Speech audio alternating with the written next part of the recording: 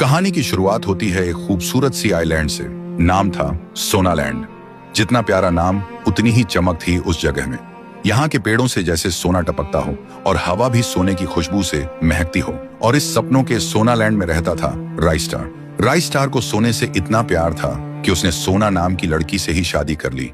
और राइस्टार अपनी बीवी से बेपनाह मोहब्बत करता था।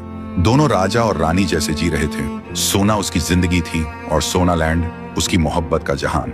एक दिन दोनों टीवी देख रहे होते हैं। तभी राइस्टार की वाइफ के फोन पे मम्मी का कॉल आता है और बोलता है, बेटा जल्दी आजा, मेरी तबीयत बहुत खराब है, कहीं ऐसा ना हो कि तू मुझे जिंदा ना देख पाए। वाइफ घबरा जाती है और बोलती है, राइस्टार प्लीज मुझे एयरपोर्ट छोड़ो, अभी मम्मी के पास जाना पड़ेगा। राइस्टार बोलता है, चलो, और दोनों निकल जाते हैं। और एयरपोर्ट पहुंचते ही राइस्टार अपनी वाइफ से बोलता है, अच्छे से जाना, मैं सोनालैंड को अकेला नहीं छोड़ सकता। उनकी वाइफ बोलती है, ठीक है, लेकिन तुम भी अपना ख्याल रखना, मैं जल्दी वापस आ जाऊंगी। सब कुछ सही चल रहा था, लेकिन किस्मत को तो कुछ और ही मंजूर था। उधर दुनिया का दूसरा सबसे अमीर आदमी, नाम था वाइट 444, लेकिन वो अमीर बना था लोगों के खून से। एक दरिंदा जो अमीरों को लूटता, जमीन छीन लेता और उनके सपनों को राख बना देता।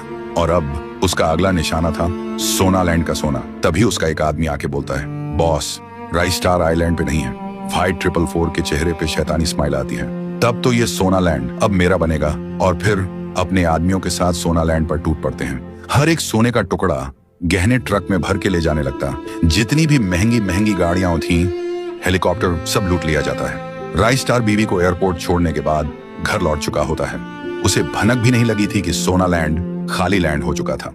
वो टीवी ऑन करता है और सामने आती है ब्रेकिंग न्यूज, प्लेन क्रैश, सभी लोग एक ही झटके में राख हो गए, कोई जिंदा नहीं। राइस्टार का दिल एक सेकंड में छलक जाता है और वो सीधा क्रैश साइट की तरफ भागता है। वो क्रैश साइट पे पहुंचता है। सब कुछ जला हुआ, सब कुछ खत्म, एक भी इंसान जिंदा नहीं था, सब राख बन चुका था। राइस्टार टूट जाता है, जोर जोर से चीख कर रोता है, जैसे उसकी दुनिया उसी राख के साथ जल गई हो। फिर थका हारा, आंखों में आंसुओं का समुंदर लिए राइस्टार वापस लौटने लगता है। रास्ते में कुछ लोग प्लेन क्रैश की बातें कर रहे होते हैं। वो चुपचाप पीछे खड़ा होता है, लेकिन तभी एक आदमी कुछ ऐसा कह जाता है जो राइस्टार के होश उड़ा देता है। उसका दिल एक बार फिर से थम जाता है और आंखों के सामने अंधेरा छा जाता है। तो दोस्तों, आखिर ऐसी कौन सी बात थी जो राइस्टार की टूटी हुई दुनिया को और भी चूरा चूरा कर गई? दूसरा हिस्सा चाहिए तो कमेंट्स में आग लगा दो।